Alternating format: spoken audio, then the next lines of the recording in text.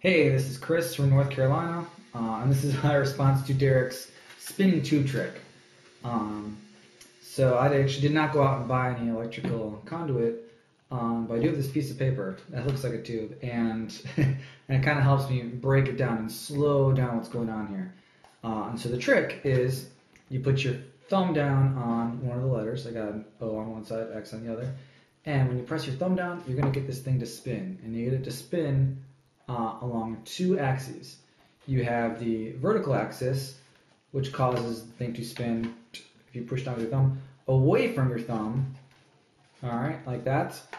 And then also, I guess if you put your thumb down and get it to spin, it spins on a horizontal axis back towards you, all right. So you put those two things together, and that's how you get the trick, all right. Yeah, so what's interesting is seeing which way each spin causes the letter to move, which direction it causes the letter to move.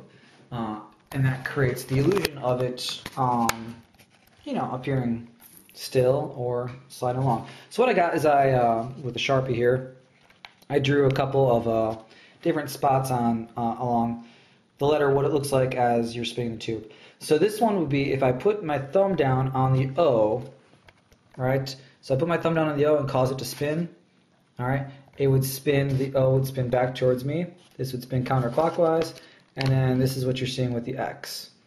The X would appear like that and keep spinning. All right, sorry, issues with the focus here.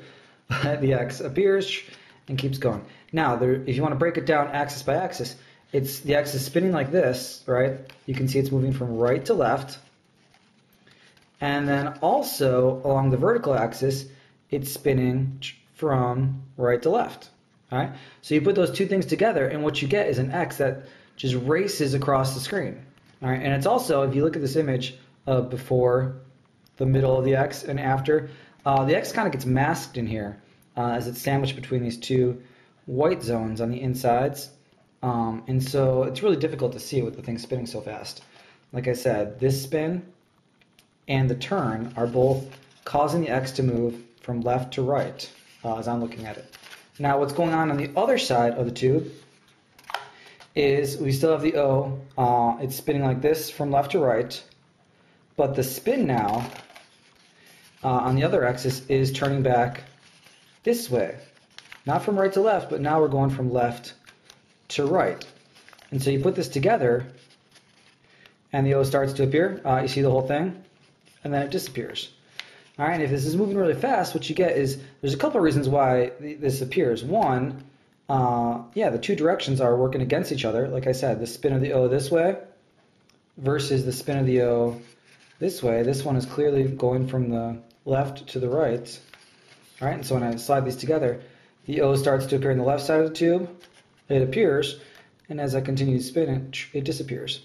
And it's almost as if the O, if you do this one more time, it's as if the O does not even move, all right? The tube is moving, but the O stays right there because the two rotations are going in opposite directions as far as I see. Like I said, this one's turning at that spot. It's going from right to left, and this other spin is going from left to right. And so what you get, put it together in an O that sits there. And plus, you can see where these still images where you get the beginning of the O formation, the full O, and the opposite O, and you can kind of see the O form. It's a symmetrical letter here, where it just gets bigger and bigger and sits there. And as if the O is not moving, it slows down the O. It's slow, even if the O does not appear to stay still, it definitely slows down the motion of where you see that letter. Whereas on this side, the two rotations are working together, so that X just races right across the screen. And what's interesting is when you flip this upside down, where the X is rotating like this, if I was looking from the other way, well, the X would, you can't really see what's going on underneath, but it would be going from left to right, right? And you can still see the rotations going from up here, right to left.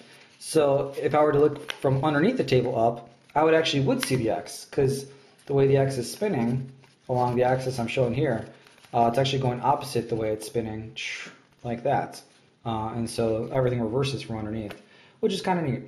Anyway, I can't wait to see Derek's explanation of this. I'm sure his will be a little more concise and probably make a little more sense. But I hope this was logical for someone else out there who's watching this.